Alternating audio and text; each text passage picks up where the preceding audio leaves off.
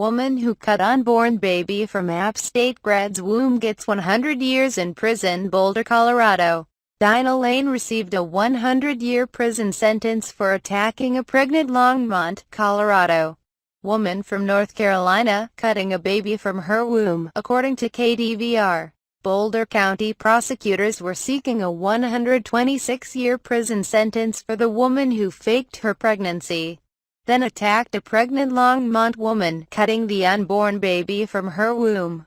The DA's office explained during the sentencing hearing Friday that the 126-year sentence they originally sought for Lane was adjusted after further examination of each count.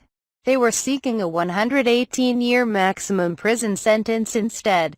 Lane was found guilty in February of attempted first-degree murder, 2 counts of first-degree assault, 2 counts of second-degree assault, and unlawful termination of a pregnancy. On March 18, 2015, Michelle Wilkins, who was 7 months pregnant at the time, went to Lane's home after responding to a Craigslist ad for baby clothes in a ghastly case that shocked many in Colorado and across the country. Wilkins has ties to North Carolina. She is from the Raleigh area and graduated from Appalachian State University in 2011 with a degree in sustainable development. She returned to ASU in the fall of 2014, enrolling in studio art. Wilkins recounted the attack in testimony during the trial. Lane hit Wilkins over the head with a lava lamp and stabbed Wilkins in the neck with a broken glass. Lane then cut Wilkins' abdomen, taking the unborn baby and leaving Wilkins for dead. The baby, later named Aurora, did not survive outside the womb. Lane was not charged with murder in the baby's death because of Colorado law. Witnesses testified during the sentencing hearing both on Michelle Wilkins' side and Lane's side. Wendy Lois Wilkins and Mark Wilkins, Michelle's parents, as well as her sister Sarah Wilkins, all testified to the impact of Lane's actions on Michelle and their family. Michelle Wilkins herself took the stand, along with a large picture of her daughter, and addressed Lane directly. "It is clear that you need healing, and it is my sincere belief that you get it," said Wilkins. "You knowingly left me to die multiple times. The only tears that you shed during the trial were those of self-pity to the sound of your own voice as your lies were slowly revealed. I believe you have lost your privilege to live in our society, not only because of your actions during the attack, but also your actions since the attack. Your inability to acknowledge the immense cruelty and evil you committed only proves you are not fit to walk freely amongst us ever again." Wilkins expressed that she hoped Lane would get the maximum sentence and has time to atone, reflect and meditate with prayer on her actions. Lane declined to testify on her own behalf during the sentencing hearing but did cry when her friends and family testified about her loss of her son.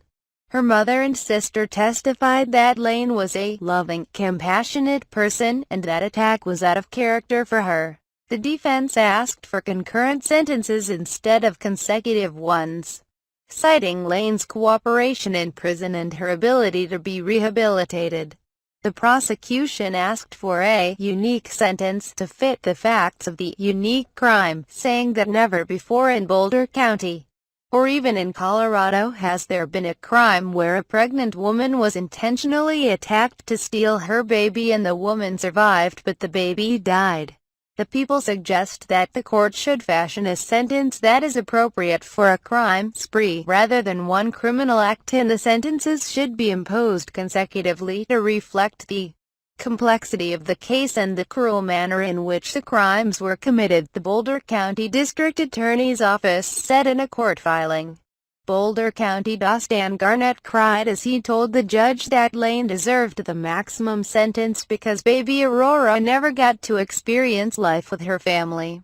Lane was sentenced to a total of 100 years in prison by the judge based on the following: attempted murder, maximum 48 years plus 5 parole consecutive; unlawful termination of pregnancy, maximum 32 years plus 5 parole consecutive; first-degree assault 10 years plus 5 parole.